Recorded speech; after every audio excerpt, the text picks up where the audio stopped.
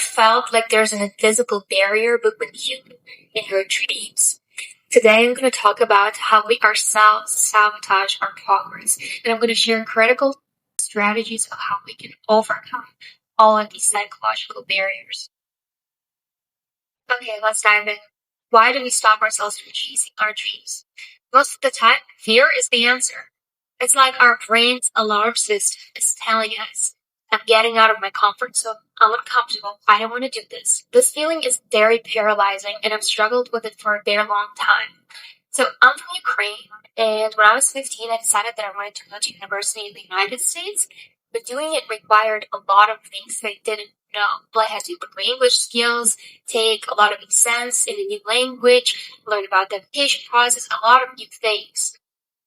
For a very long time, I was completely paralyzed. I was scared that I wouldn't get it, and I was scared that there was so much stuff that I didn't know, so much unfamiliar territory. But I decided to take every single day and commit myself to getting out of my comfort zone. So, because I did not sabotage myself and didn't think about the fear, tried to ignore it, it brought me to an acceptance letter. In the book The Mountain Is You, Brianna Wiest is talking about the self-sabotaging behaviors that we do, which are the avoidance tactics our brains developed to keep us protected from our deepest fears. It's a common coping mechanism that we developed to soothe discomfort.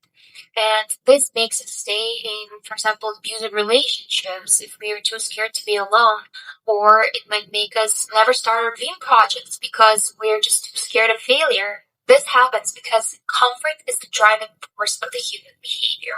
Human brains inherently seek what is most comfortable for us, therefore safe, even if it's objectively a worse option for us. But a bigger issue happens if we're too scared to even start doing something because we're scared of the negative opinions of other people.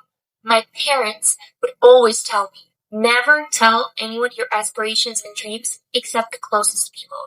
Also, my parents would always tell me about the power of the evil eye, how someone can look at you and from their bad intentions, from greed, from jealousy, from anger, they send negative energy and you're not going to succeed.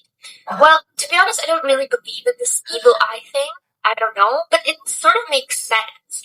Imagine that you tell someone your dream or inspiration and they think it's impossible. People have different limitations of what they think is possible. So not telling everyone what you're planning is probably the best way to go because humans sense their negativity and it might demotivate you. But never give anyone influence over your decisions. Imagine in 10 years, 20 years, 30 years, will you regret not following your dreams because you were scared of someone think you're stupid or crazy or cringe? Exactly. Let's say you're building a new project, like I recently started this YouTube channel.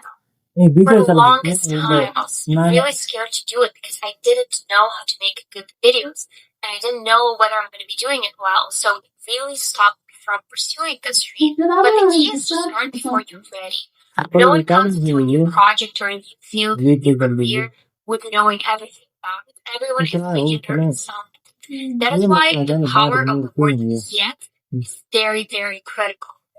Don't say, oh, I'm not going to start this because I don't know how to do it. Say, I don't know how to do it yet. This transforms the meaning of the sentence into saying that the little bit of time and the little bit of effort, I will get there and I will know how to do it. Often our brains make us believe that the goal we're trying to achieve is way too hard, way too big, and it paralyzes us into starting even doing something.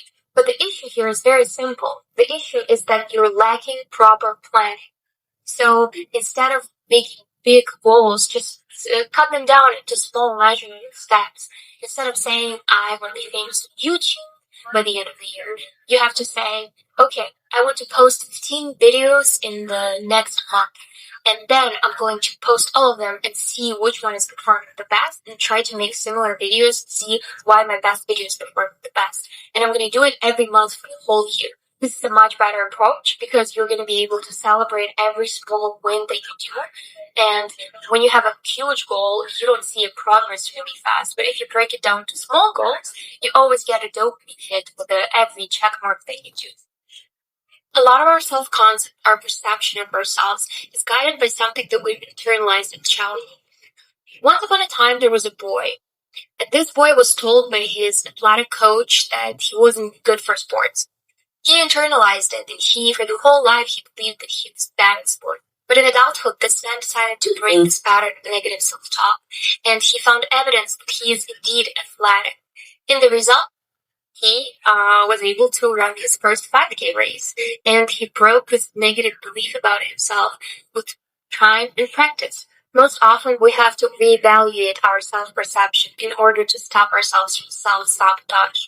Maybe you're going to become less liked or understood by your family or friends, but this explains that the people who are meant for you are going to be on the other side. You're going to build a new comfort zone around the things that actually move you forward.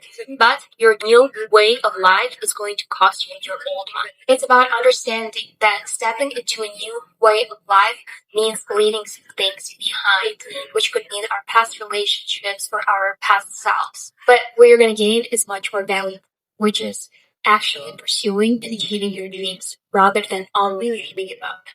And hey, if you have a dream that you're working on or you have some psychological barrier that you're trying to overcome, please drop a comment below. I would love to read all of them and try to support you on this new journey.